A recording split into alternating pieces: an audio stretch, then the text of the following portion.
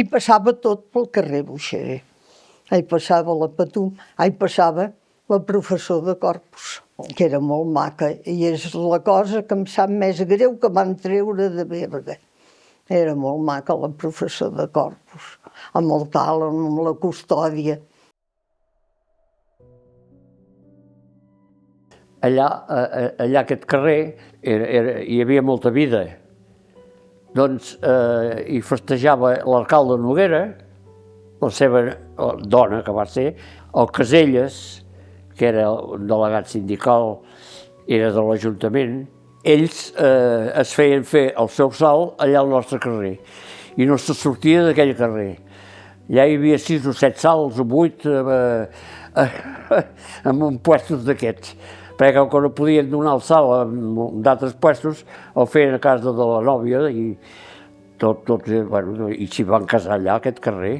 Llavors ens posàvem unes enramades al costat de la porta de la botiga, una de Vidauba, i llavors quan arribava el vespre tot el jovent anaven allà a les botigues a agafar aquella Vidauba. Jo vaig anar un any als plens amb el meu home i vaig dir que mai més. Petaven 12 plens. Tinc un retrat. S'emportaven tot per esquitxar a les guspires. I el deseure's al mig de la plaça es retratava. Jo tinc un retrat amb el meu home i una altra parella, que som tots allà ficats. Jo no m'hi deixaven anar gaire. Me n'aigava, perquè les altres, el dimecres de Corpus, jo sentia des de casa, que llavors hi sentia els fuets. I la meva mare em deia que havia de fregar. Podia anar-hi una estoneta, però no, això sí que no. I deixar-me anar a ballar, com hi anaven les altres, no. I anar a veure allò de Calminga, que hi havia com un ull de bou, i espiar, sí, però avui no, em va tenir molt collada. Mira, de petita, d'això, em vaig veure molt poca de Patum, perquè vaig estar 4 anys interna, i esclar, el mes de juny, i això era quan encara anava a col·legi, encara era a col·legi jo. O sigui que no vaig tenir una vivència de patumaire ni de canalla, que ja van al darrere els gegants i van... No.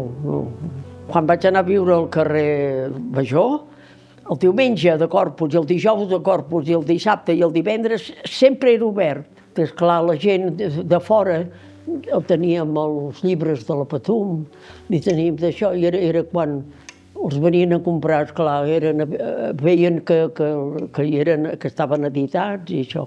I a vegades, doncs, de Patum poca, perquè teníem feina a casa. També es havia d'aprofitar l'ocasió, esclar. I sortíem i anàvem a veure la Patum, tornàvem a anar a casa, sopàvem, tornàvem a baixar. Bueno, perquè jo, esclar, de la plaça de Sant Pere, allà dalt ho tenia a prop. La núvia sempre sortia del carrer Boixader. Havia sortit de Cal Serraís, que llavors era una casa important, que hi havia tot de... Bueno, ja hi havia estat tot coses antigues i tot això. I més tard, com que es va morir, va arribar que tota la família es va morir, menys una dona, la Lluïsa. Era Cal Andreu Borres. I com que tenia cert prestigi d'una casa, bueno, amb alcurnia, que diuen, doncs llavors el Josep Ferràs, com que és prou emprenedora per fer totes les coses, va dir per què no surts de casa meva. I allà hi havia una fonda, a Cal Gepes, que també era emblemàtic, perquè viatjants, forasters, tothom anava a menjar allà, que ara hi ha la seu de l'Orfeó Berguedà, i llavors va sortir d'allà. Però això ja és més cap aquí. Abans havia sortit de Cal Serraís. Em sembla que també havia sortit de Cal Bartrina, allà on hi ha el Banc Popular, hi havia el Banc Popular, em sembla que també havia sortit d'allà, de Cal Bartrina. Llavors va sortir de l'hotel Caral, representava l'hospedatge de molta gent. La Patum, clar, no té res a veure els salts de Patum al barri vell de quan ja ets segons que altres llocs, que perd tot l'encant. També d'altres festes, vull dir, els Elois els hem anat mantenint sempre, la núvia doncs encara també surt d'aquí a casa, havia sortit de Cal Serraís. Quan es va morir la mare de la Maria Lluïsa, llavors uns anys va sortir del Blas Sant Pere d'allà de Cala Gorrista. Quan no hi havia el Joan, un any va sortir de l'Hospital Vell, però de seguida vam tornar a recuperar de què sortís d'aquí. I també la núvia dels Elois doncs, també surt d'aquí a casa. Nosaltres sempre hem estat molt vinculats amb tot això. Participàvem, perquè el pare, el Sebastià, amb el Custodio i el Gil, doncs eren tres basters. El Gil era l'Arrot de Queralt. I resulta que els tres doncs, portaven els Elois, vestien els animals i els de Cal Cuberes, que sempre van ser molt actius ajudant-nos a portar la festa. Van ser els promotors, quasi bé, els que ho aguantaven, Cal Cuberes, i encara ho aguanten. Els Elois molt important, perquè hi havia el quartel i els deixaven els cavalls. I llavors pujaven aquells nois amb el cavall i quan pujaven per allà dalt ens el deixaven i jo em pujava dalt del cavall i m'encantava, m'agradava molt i com jo, molts. Que allà aquells safrèntols i d'allò d'aigua que no vulguis fa sapiguer-ho. El cuidaven, Quan va venir la Mare de Déu de Queralt, llavors que es van adornar els carrers, ho bé com passava el que en dèiem el combregar general, que era una funció el diumenge sobre de Pasqua, que sortia un professor i amb els soldats i tot, pujava un batalló amb els gastadors de davant i els tambors i les cornetes, amb el tàlam, portaven el Santíssim, i a les cases que ho havien sol·licitat, que hi havia algun malalt que estava impedit, allà esperava el professor, era d'homes només. Era molt significatiu perquè hi havia senyors que ho havien fet tota la vida i eren els que volien anar davant. I Déu-nos en guard prendre'ls aquell paper, ells anaven a davant i eren els que organitzaven. Llavors hi havia a Cal Censada de la pasteleria, però no on és ara, era més avall. Allà venien ciris. I llavors a Cal Quimserra, i aquell dia ja obrien allà a les 5 o les 6 del matí, perquè la professora era a les 7. I tothom anava a comprar un ciri d'allà i anàvem pel casc antic. Quasi bé tot era casc antic, perquè llavors tampoc hi havia tantes cases avall. I passàvem per allà al nostre carrer i també l'engalanàvem sempre als balcons amb alguna mica de cosa, de religiosa, tot això. A l'arribar a l'Ajuntament deien una missa, però abans de la missa els soldats, abans de marxar, feien una exhibició dels gastadors de davant i els tabals i tot això. Llavors baixaven al carrer Major, a pas lleuger. Tic-tac, tic-tac, tic-tac, tic-tac, baixaven com una bala. I tothom volia veure allò. Llavors anàvem a missa i llavors tothom a esmorzar. Tenia molt bon ambient. Era de les professors més concorregudes de les que s'havien fet. La professor pujava pel carrer de la Pietat, baixava pel carrer Buixader i llavors cap avall. Quan jo vaig ser administrador, a l'any 61, va ser l'últim professor que es va fer. Algun cap esplèndid, se li va ocórrer, quan érem a la plaça de les Fonts, girava cap a la plaça de Sant Joan, allà a la plaça de Sant Joan obrien les portes i es cantava aquella peça Tòlita Hòsties amb la banda dels soldats. Quedava una cosa, tothom agenollat, quedava una cosa perfecta. Llavors feien l'exposició al Santíssim i pujaven cap al carrer Major i per la porta darrere de Sant Pere entràvem. Llavors engalanàvem totes les façanes, totes, amb rames d'avellaner. Hi havia uns homes amb uns carros que l'anaven a buscar aquesta rama, no sé on, llavors es devia poder collir sense cap classe d'impediment, però amb cordills hi havia tot de branques de totes les façanes. No veies pas espesses, però la canalla, nosaltres, per anar a la Patum i expulsant les espurnes, anàvem a fotir amb les branques aquelles, les agafàvem i quasi bé no quedava cap. I tothom a la plaça, hi ha algun retrato, que tothom porta una branca per expulsar-se d'això. Però sí, la professora també hi passava, sí. I això ens agradava molt, poder anar amb aquelles professors i professors de corpus. Sí, és que no hi havia res més. Anar a professors i anar a misses. Llavors, el franquisme, quan passava la professora, feien tancar els bars. Tot era tancat. Però alguns encara s'escapaven per la porta i anaven a fer el gat. Però, per ordre judicial, tots els bars, el divendres sant i el dijous, eren tancats. I llavors també hi passava la professor, el diumenge de Corpus, que hi anaven les nenes de quan havien fet la primera comunió. I havies de posar un de mas perquè passessin. Pujaven pel casal de les Flors i llavors passaven per allà on hi havia les monges i cap al carrer Boixader.